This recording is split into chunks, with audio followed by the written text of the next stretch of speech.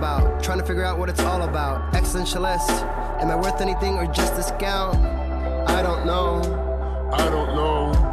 I don't know. Spending time all alone, sending my songs to the phone, dreaming of a better home, we want a home. This craft, witchcraft, I hope the brujas let this last. That was Watson with Outside on WNHH LP 103.5 FM New Haven. Myself, Prestige, my partner in crime, Long Island raised, Elm City made, Easy Bluez is in the building with a great friend that we have with us right now. His name is Richard Demko, owner, CEO, multitasker of 10 million amazing things, but definitely going to talk about his label, Neurotronix Records. Rich, hey. How are you?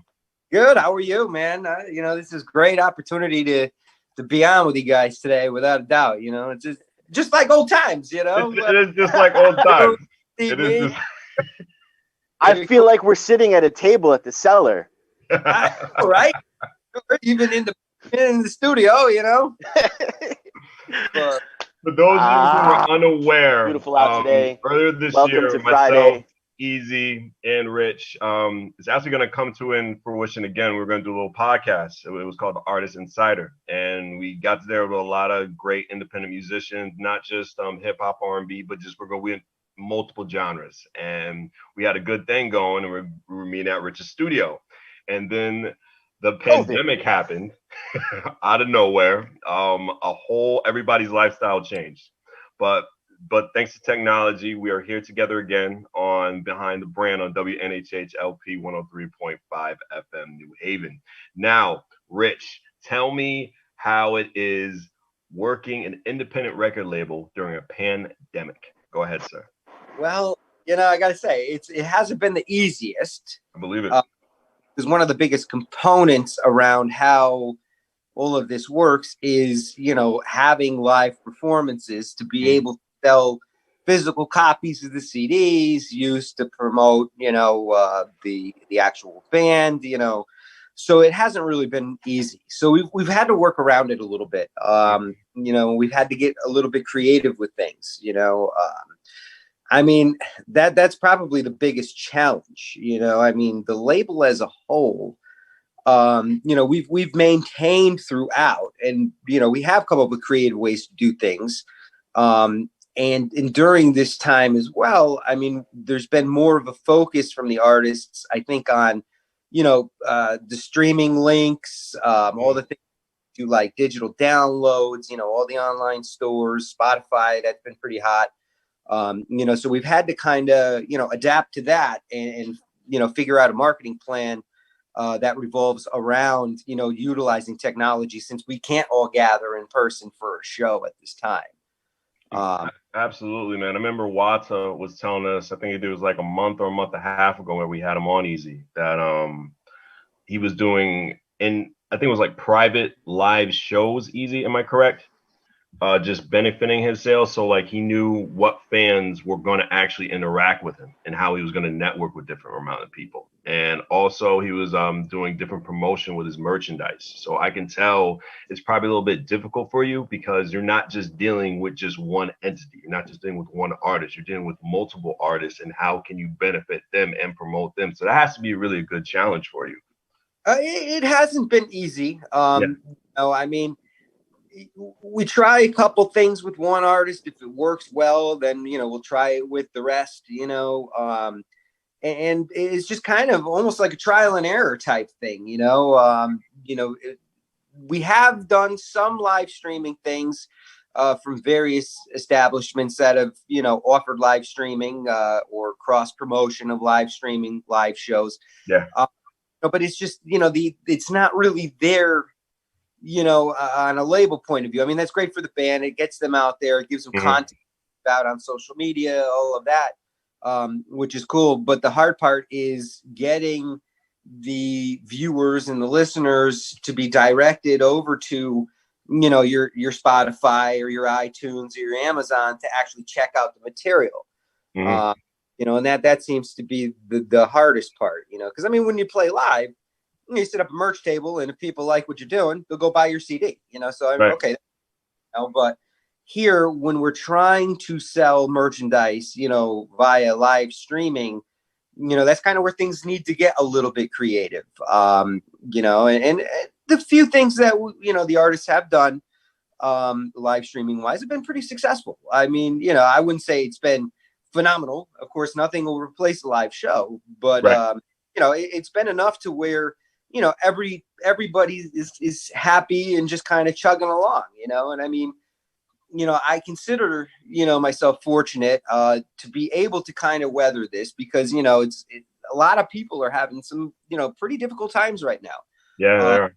Music industry, there's a lot of artists that do this full time that rely on gigs to pay their bills, and having a venue to be able to make money to do that. I mean, that's just, I can't imagine being in that situation. Yeah. As an, and part of what I've been trying to do throughout this is to be able to boost up some of the promo for, iTunes, Amazon, things like that, to try to give everybody that little extra kick during this time, and, but I've been very fortunate that I've been able to maintain.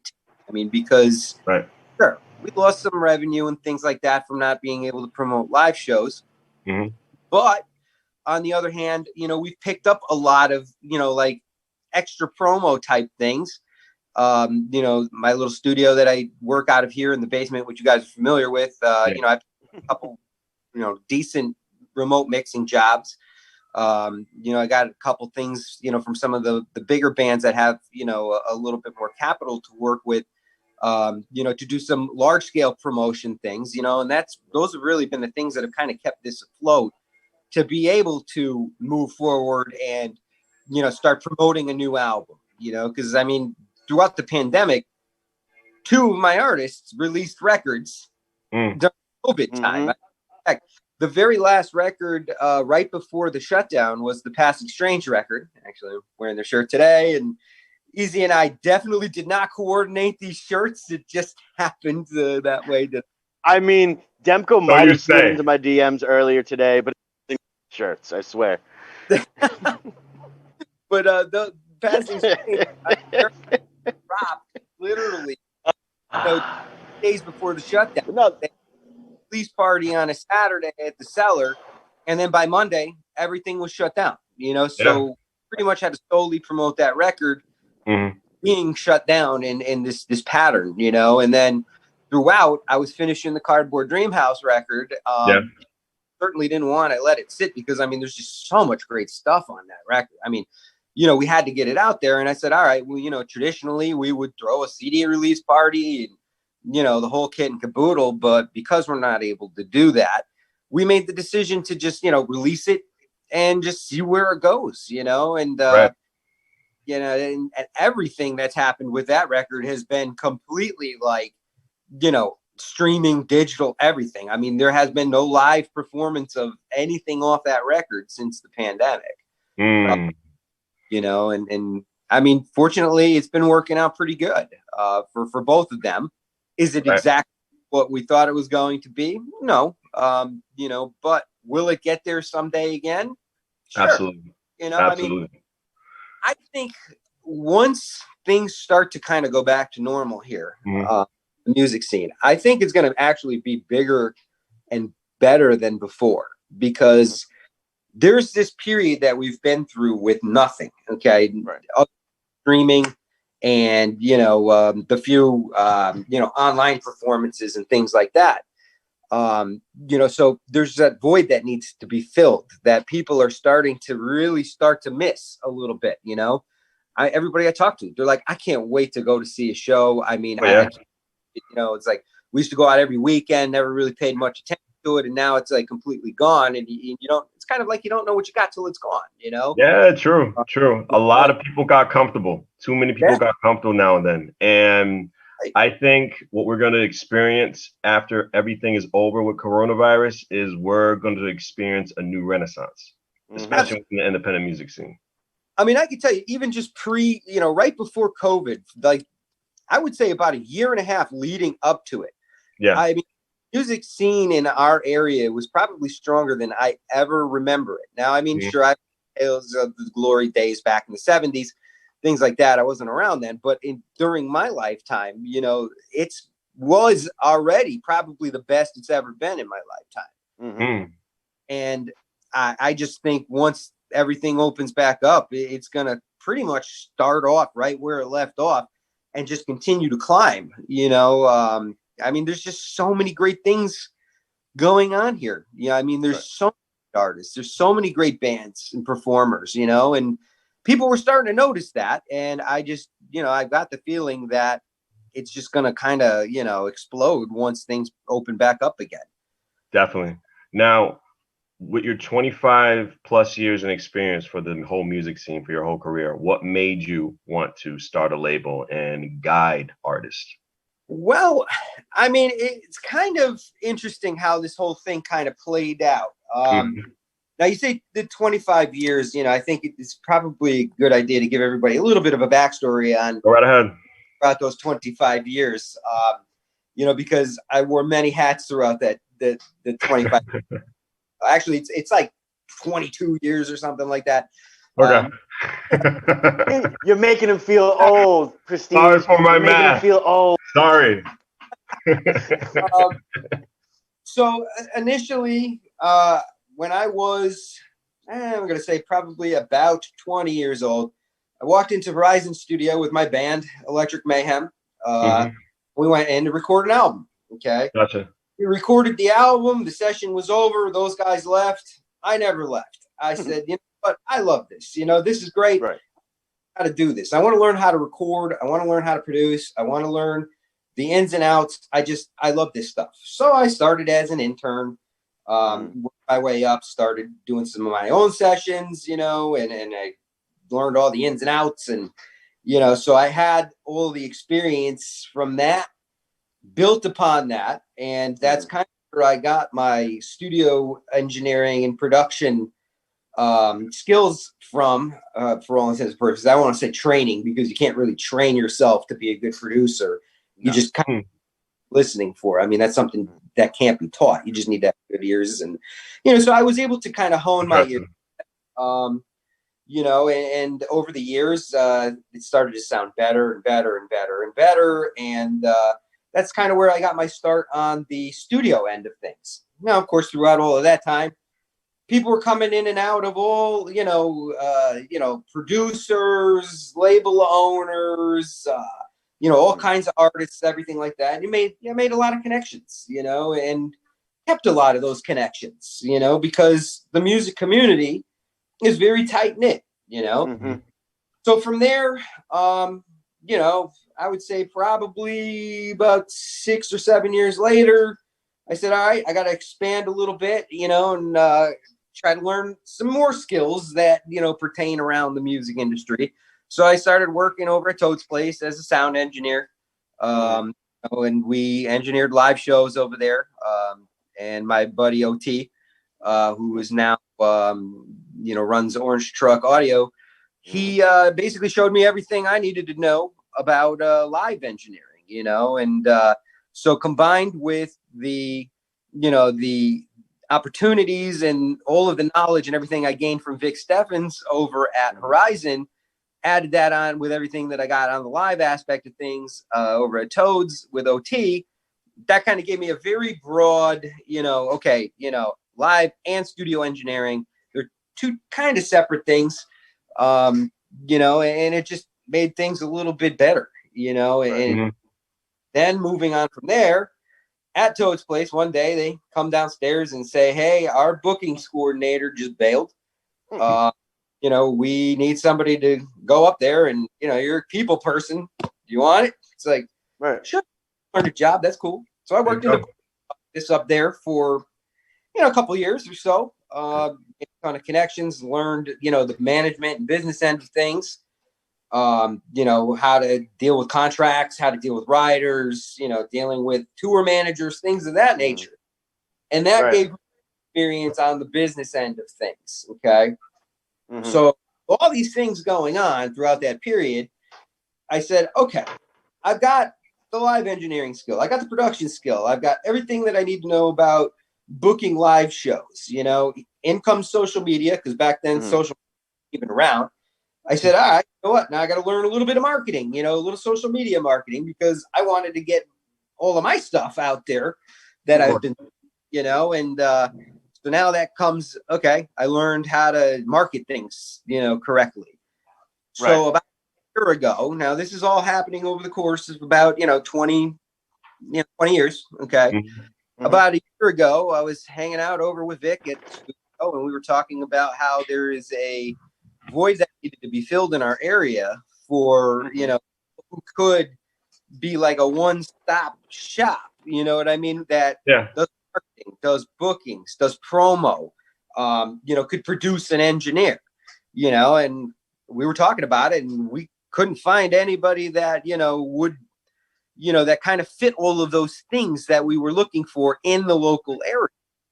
So I said to myself, gee, you know what? I think this is something that I probably could do.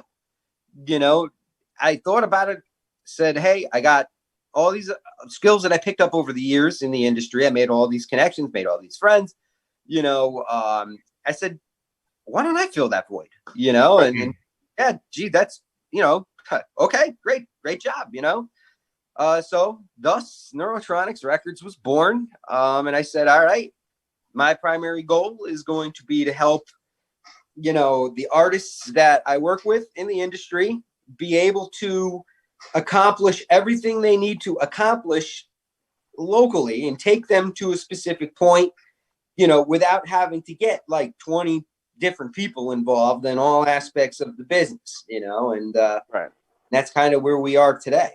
And it went from me signing a couple artists to now working with, there's two aspects of the label.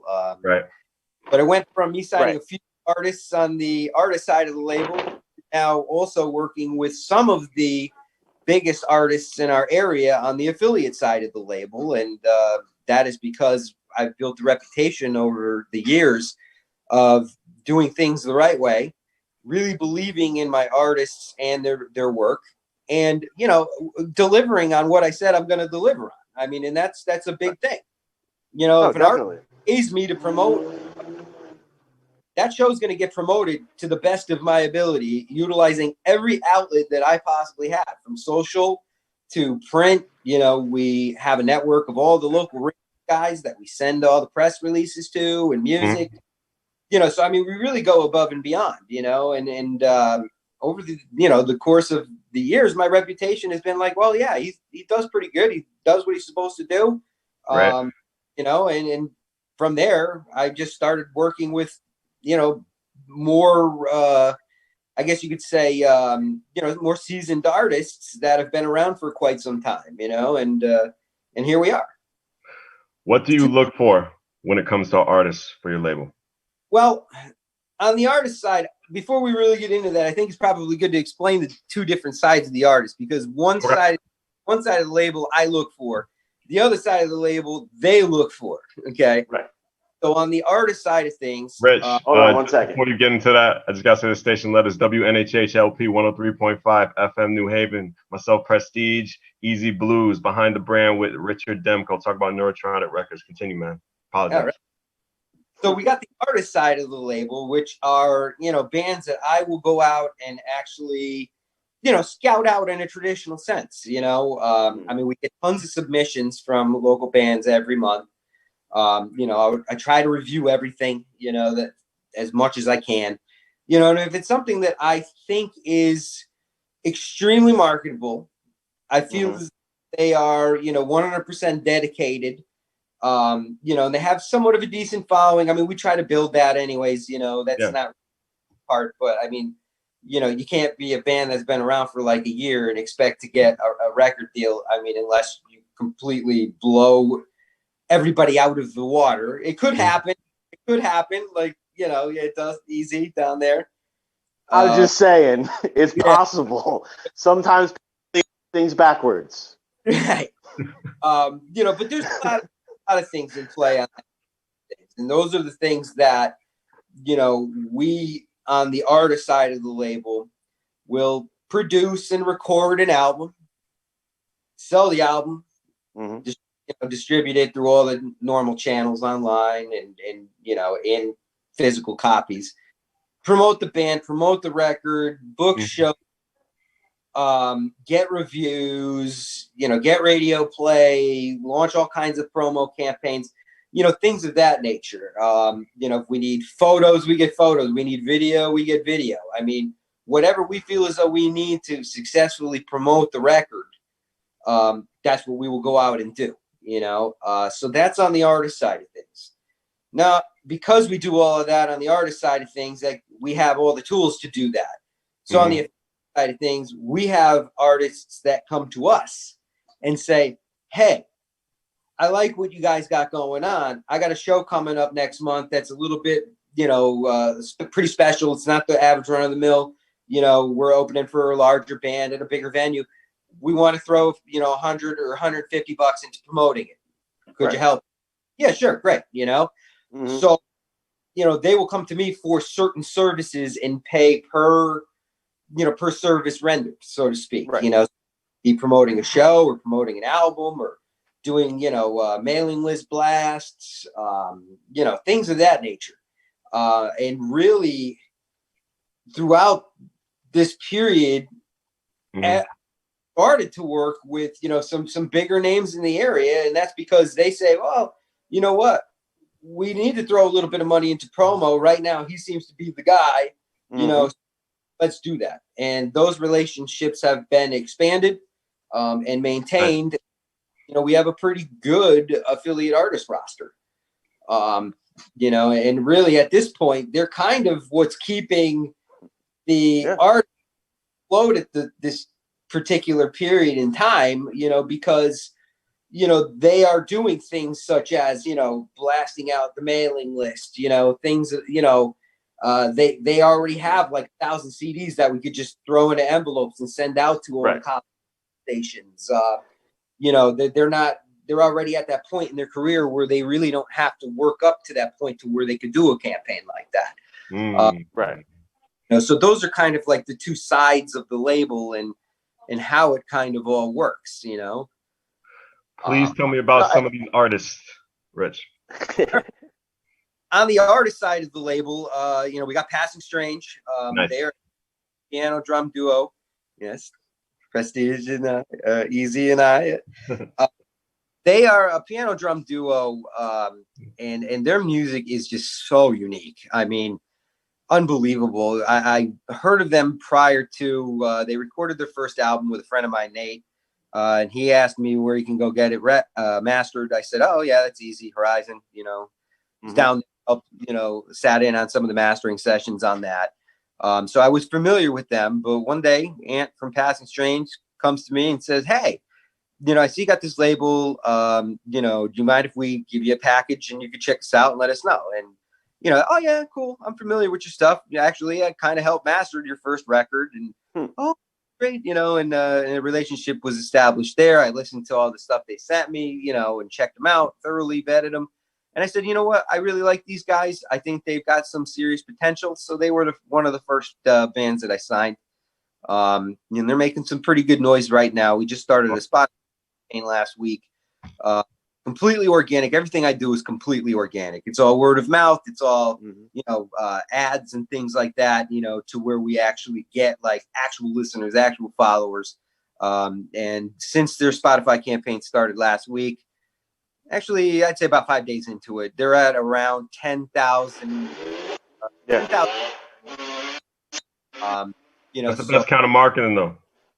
That's marketing. Yeah, that's all revolves around marketing, and so they were the first.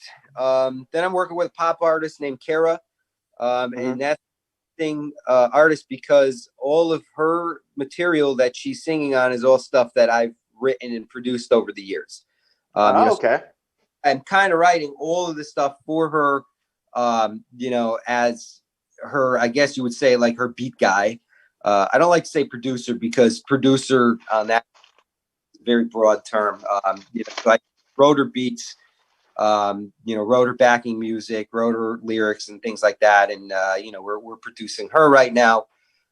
She made a lot of noise. We got Cardboard Dream House. They're on the artist the label, and they're on fire right now. I mean, I'm very, very pleased with the way things are going with them. The story behind them was I walked into a gas station down the street from my house one day, and I was wearing my Horizon hat, and he said, "Oh, Horizon Music Group?" I'm like, "Yeah, I engineer there and I produce there and, do all kinds of other things." And, we started talking. "Oh, I'm in a band with Cardboard Dream House, and then when I told him, well, I kind of run a little record label, we're just kind of getting going. And he's like, "Oh man, dude, let me give you a download card. Just check out my stuff." I said, "Yeah, sure. That's cool. I see this kid every day at the gas station. Sure." So I checked out his stuff.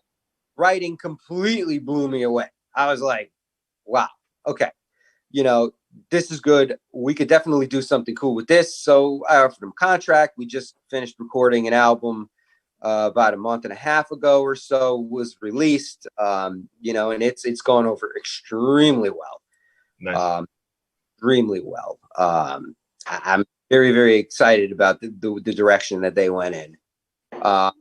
And actually right now, I mean, they're also in the middle of a Spotify campaign with them. And there are 2 songs that one we promoted, one we didn't promote, but was just kind of found through listenership. The first single, it's approaching about 30,000 listeners and streams right now. Nice. And 30,000 people, they liked this stuff enough to where they went to check out the profile and went on to a couple of his other tunes, because those are all, 2 of them are also on the up and up as well. And that's what we want. We just don't want people to kind of listen to something and then say, okay, this is cool, and never listen to it again. We want people to like what we're doing. So, we're trying to build followers, and definitely the way to do it. And when we start to see the songs on the other songs on the album start to increase along with the one that we're promoting, that's telling me that people are really into what it sounds like, really into the band, and they care enough to where they're not only just listening through the original song that we're promoting, but they're going to the profile to check out some of the other songs that are that were recorded on the record. So that one's really making some noise. Then we also got this country star. She's a model. Her name is Amy Ozolis. Okay. She's into the country pop scene, so we're working on some stuff with her.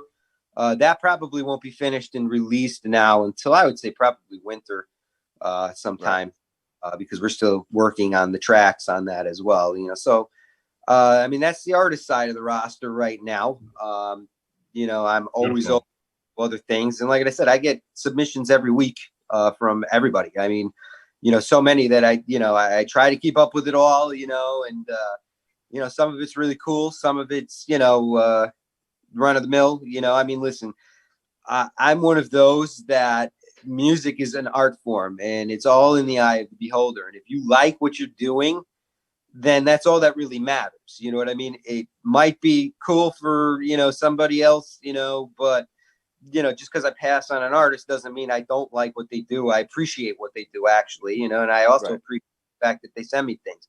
It's just that I can't work with everybody. It would be impossible. No, it's fair to say that.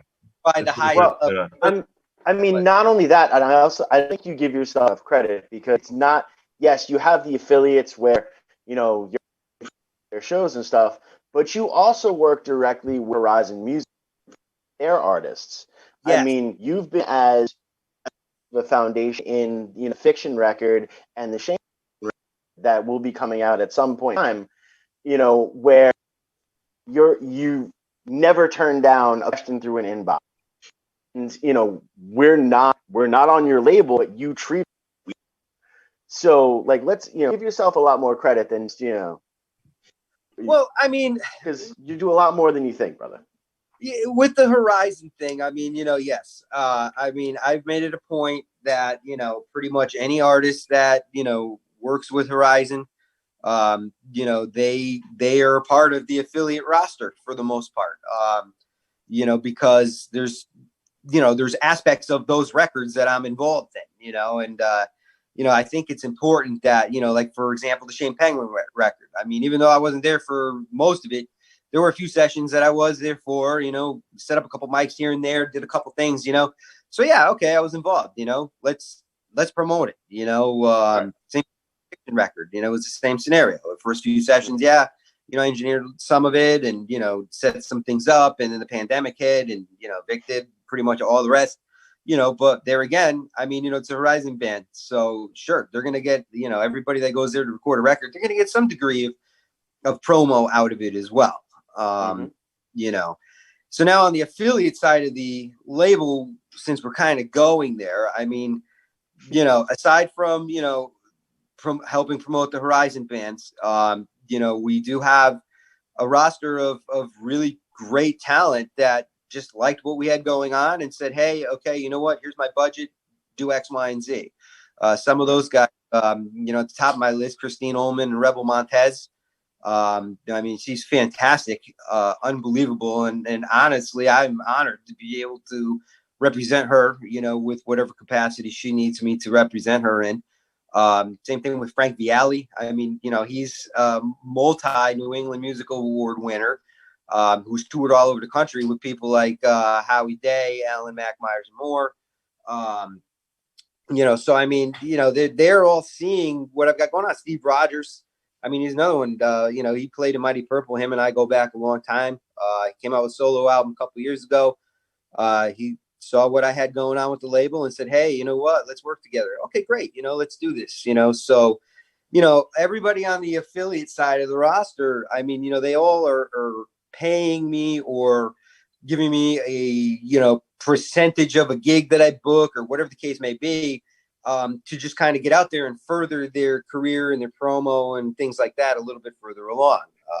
There are some on the affiliate side that are, on a retainer, where it's like almost kind of like a management scenario, okay, could you represent me in X, Y, and Z? Okay, cool. Great. Let's do it.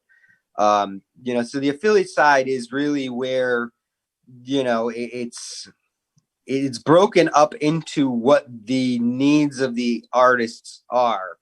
Right. Whereas on the artist side of the label, it's the entire need of the artist, so to speak.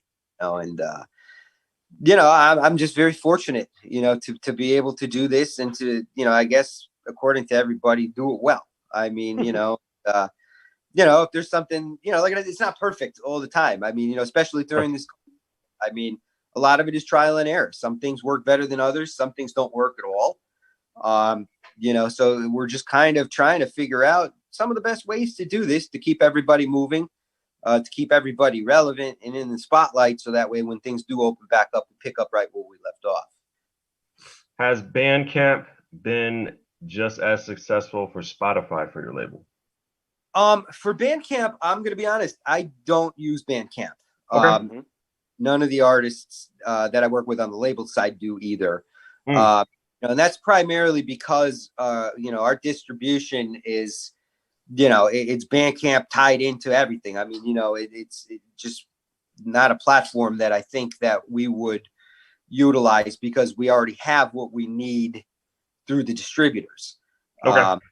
It's not that I don't like Bandcamp. I think it's great. I think it's a great platform. It's a very easy do-it-yourself type scenario, and it's a good way to sell your merch. So, good way to get your band out there, things like that. But it's just what I have through my distributors, gives me everything that Bandcamp would give me anyway. So, I mean, it just kind of, why have two separate things going on? It just makes things more confusing. What's the best mistake you ever learned from and that helped you grow and made you a better owner for your label? The biggest mistake I ever made. Best mistake. Yeah, there's a lot of them. There's a lot of them. Probably. Well, let's see. There was one group that came into the studio many, many, many years ago. We pretty much tracked an entire album, and we did some really great takes. And one day I forgot to hit the save button. Something happened. We lost not only the entire session's worth of stuff, but the reason why it didn't save, and there was computer crash and totally wiped the whole album. So we had to start all over again. And yes, that was my more that was one of the finest moments. But I learned from that, and 5 minutes every time I make an adjustment on something, I'm always hitting the save button. So I was young in my time, and that's a mistake. It happens once, never happens again. That's a mutual problem you have with my good friend Easy Bluez. He knows about the tragedy of when you do not save your material. But being a producer, I've lost 3 albums. You lost 3 albums? Oh my goodness! I have lost 3 albums because you just get in the zone doing it yourself, especially. Yeah. Oh, I'm just gonna keep pushing. You're like, oh, I got saved, and then you go to, and your surge protector pops. Yeah. What do I do? That's it. I'm done. I'm gonna cry now. Well, the other thing that I picked up from that issue as well is that now every single time I have a session and I do something new on the song or on the record, I'll always back it up to a additional drive just in case. Whether it be a flat or a Firewire drive, because I'm still using Firewire drives. I like them still. And that to me, is like, okay, I saved the work for the day. I backed it up every time I made a change, I'm backing it up now. And I haven't had an issue since. So, but yeah, it was a learning experience from that mistake. So, so that's one that comes to mind. Let me see what else. A lot of stories from, being over at Toad's Place involved in the bookings office. Some of them not suitable for FM radio, but that I learned a lot from. There was one time in particular, I forget who the band was, but we got the confirmation from the band. I misheard what the ticket price was going to be. The ticket price was supposed to be like $30, and somehow I heard $13. So I listed the show on sale for $13. People went nuts with tickets. I can't believe this show's only $13. Within a matter of a day, we sold it out at $13. And the boss comes in later and he said, he's like, that ticket price was supposed to be $30, right? I was like, oh man. So yeah, I ate that one. You got him in the door. I ate that one. I got him in the door, but it was got him in the door. That's also, I ate that one though. That one came out of my paycheck. So. Oh, that's not right. Big mistake, So those are 2 examples of things that look, I'm human. Yeah. Make mistakes. You know what I mean? That's just the nature of the business. And I mean, learning from the mistakes that you make over the years, kind of makes you a more well-seasoned, whether it be producer, engineer, performer, businessman. I mean, that's just what it is, and I'm not afraid to admit my mistakes either. I mean, because we've all been there, we've all been there. Right. Absolutely. You talked about venues, about Toad's Place, and what you experienced with the whole payment and everything. Have you ever had similar situations with your artists who are currently now on the label? Have you ever turned a venue down? Was the venue wasn't supporting or did not even want to promote your artist well? Because certain artists dealt with that before COVID. Yeah, there's we have our list of venues that we are always in and out of.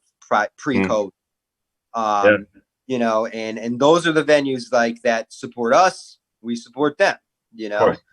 Our band comes in to play at your venue. Yeah, you're going to get a ton of promo for your place. It's going to be on boards. It's going to be all over the internet.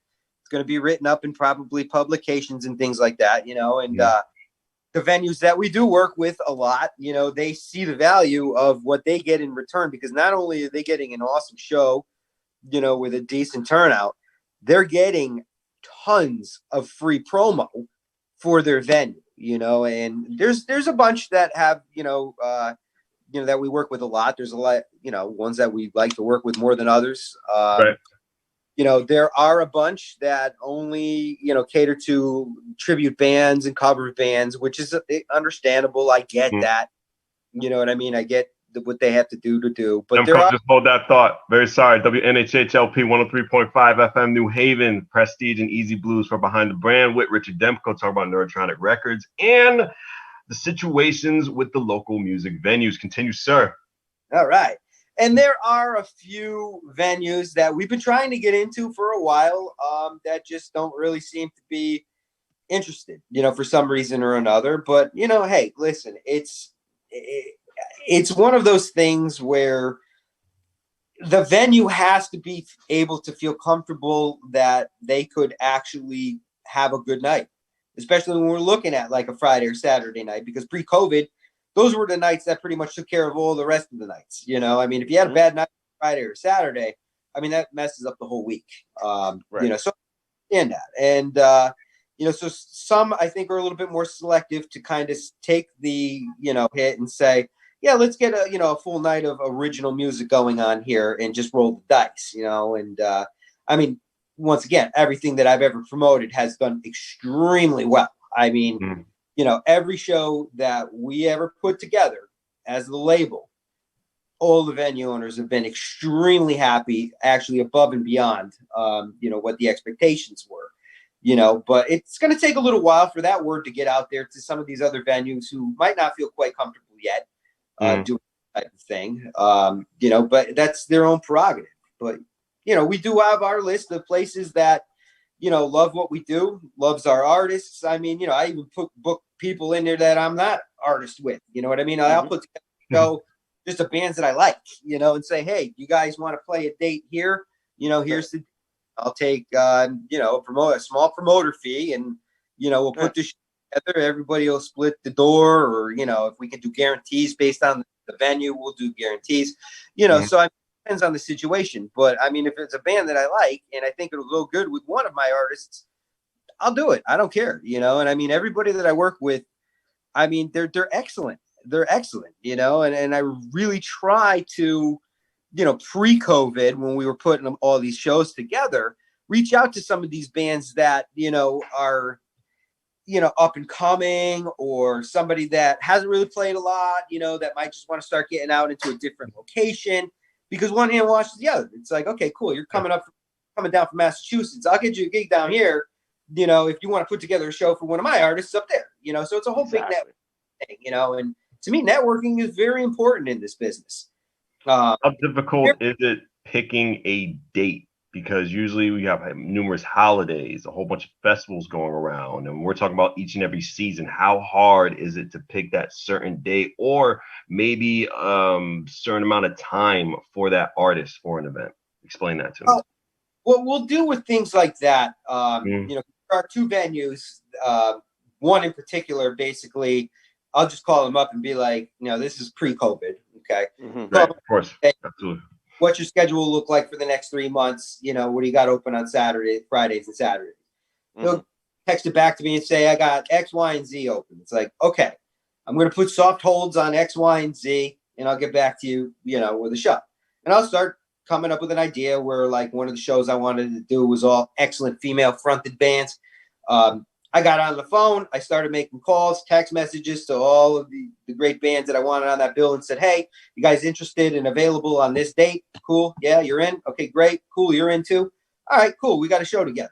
And I'd call up the venue and say, okay, first date you gave me is filled. It's going to be this, right. And then down the line, and it works good when you are able to work with a venue like that, because it speaks volumes about the level of, not only the level of trust that you have, between the venue owner and yourself, but it also makes things a lot easier, and they're familiar with how we do things, so it's like, okay, obviously we're working for them, they wouldn't be giving me, like 6 dates to fill at their venue if it wasn't working for them, so it's kind of like, one hand washes the other type thing, because as much as I have to represent the artist, because that's my job, is representing the artist and making sure that they're good to go. When we get into booking live shows, I also have an obligation to the venue and the venue owner, and, we want to keep our relationships, and we want to keep our venues that, cater to original music, because there's not many of them around here that want to take that risk on original music, so it's important to keep them happy as well. And the only way you're going to do that is by having a great night, going above and beyond. Like I said, I mean, the promo that that the venues end up getting out of everything that promote the concert. I mean, you know, it's incredible. I mean, if they were going to pay for that type of promo package, and we're talking about at least $300-400 worth of time that goes promoting these shows, you know, and that is built. You have a lot of proof too. You definitely have a lot of proof. You know, that's how we built our venues up, you know, and you know, hopefully after this pandemic is over, you know, we'll pick up right where we left off with everybody that we're working with now, and hopefully we'll expand a lot more.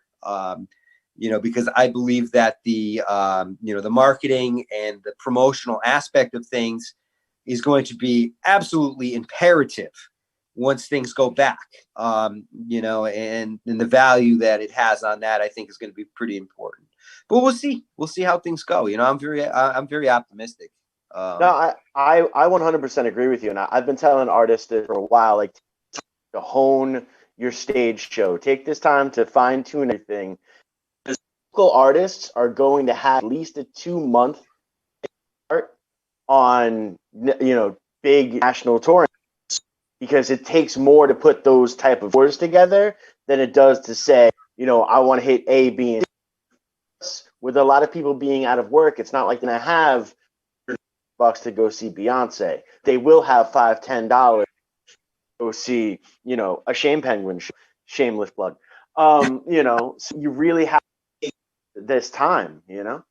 Right. No, I agree, you know, and the other thing, you know, throughout this time too, which has been really cool, I mean, is a lot of the artists that I work with, even artists that I don't work with, that I just, you know and hang out and like and see, you know, all over online. I mean, they're writing, you know, ridiculous amounts of new material throughout this period. You know, and I already know, I mean, I've got at least 6 or 7 bands that are just waiting for things to kind of go back to normal to get into the studio to start recording EPs and albums. You know, I got one, I'm starting next month going back on a limited basis to start doing some studio sessions. And I've got a session booked already for next month. And I just think it's going to be a cascading effect because the amount of new material that's out there is just going to be unbelievable. So I think, you know, we're going to, and at least what I've got going on, I'm not only going to be hit with venues starting to open back up at some point, but when the studio, you know, people start to feel more comfortable going to record their records, not only my, you know, all the studio clients that I'm going to be working with, but I'm also going to have venues now that I'm going to be able to book shows at and, you know, take that route again, you know? So, I mean, I think it's going to be pretty good. You know, I'm just keeping my fingers crossed, you know, and I've got a great staff that helps me as well. That's the other thing. I mean, it's not just me. You know, I've got a team of people that work, you know, for me on like kind of what we would say like per diem basis, you know, where it's like, okay, I need some photos. So I'm going to call, you know, the photographer that works with me, Di Filippo Photo, Amanda. She's great. Whenever I need pictures or video, if I need something, she's going to do it. You know, same thing with, you know, promotion, social media promo, Savannah. If I need something, you know, she'll do, you know, big promo blast to all the local music groups and beyond, and, you know, things like that. If I have a question about something on the business end of things, Vic is always there because he works as, you know, my consultant as well. You know, and I confide in him because pretty much everything I know about the business, he's kind of taught me in a sense, you know, on that aspect of things, you know, from the label point of view.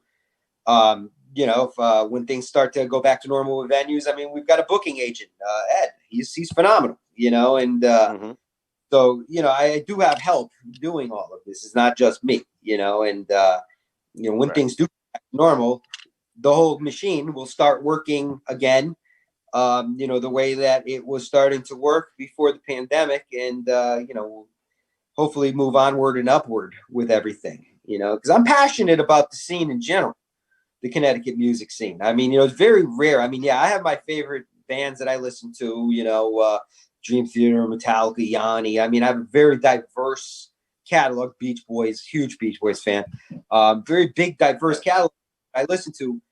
But when I want to sit down and actually listen to music, you know, I mean, I'll check out local bands. You know, I mean, we've got a playlist on Spotify. It's called the CT Scene. I mean, you can find over bands on there. I mean, stuff that's just fantastic things.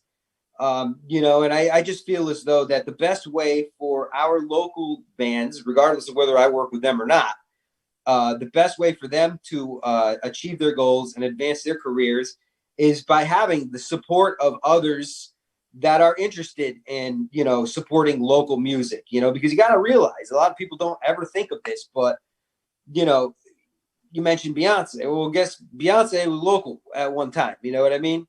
She was doing, things in her local area before she got developed. I mean, I don't know her backstory completely, but I can definitely tell you, like, Metallica, for example. I mean, they played in like little bars locally, until, and now they're like one of the biggest, bands in the planet, So, every local, every band started out as a local band, and they only got to where they were with the support of all of the local fans, networking and the sharing and this, that, and the other thing. I mean, I got to tell you, the value of social media shares is so incredibly important. Where it's like, I put out something on social media. If somebody shares it, that just reaches even more people. And it shows your support, not only for the artist, but it also exposes that artist to that person's friends. And maybe they like it, and, their friends will keep sharing it, So, I mean, it's really, I mean, it's one of those things where everybody supports everybody, then everybody rises together, right? And that's kind of what we have going on in New Haven, pre-pandemic at least. But it was really working together and supporting each other, and things were starting to move in a positive direction. And that goes back to what I was saying, that prior to the shutdown, our scene was strong. It was stronger than I've ever seen it. And a lot of that has to do with all of the support that everybody has been giving each other. Yep. So, just before you go, Rich, we got about like 2 minutes left of the program. So just tell everybody or within our audience what you have coming up, and just where to find you everywhere on social media, and please plug up your website. Okay, so we got www.neurotronixrecords.com. Yep. You go there and see the artist roster, the affiliate roster. You can find all the links as to where you can download, stream, purchase all of the material. As for things that are coming up, live shows are hard to do now because of the pandemic, but we've done some social distancing things, outdoor things, things that are very well controlled and regulated. Coming up next Saturday at the Cellar, Passing Strange and Hatfield is going to be out on the patio for dinner hour. Awesome. We have a big show that's going to be announced on Monday for the Klein over in Bridgeport. We've got one of our affiliates on a great bill there. So I mean, social media, we're on Facebook, we're on Instagram, we're on Twitter a little bit, that's, find us there. Neurotronix Records, basically, for everything, is the handle for everything. Rich, thank you for bringing up Power Beyond the Brand. Appreciate you and appreciate hearing your story, man. I'd love to have you back. It's great to hang with you. Same thing, Easy. We'll definitely all be seeing each other very shortly. Absolutely, yes, man. We will. Sooner than later. All right. Take care. Peace out. Prestige, Easy Bluez, Behind the Brand on WNHH LP 103.5 FM, New Haven.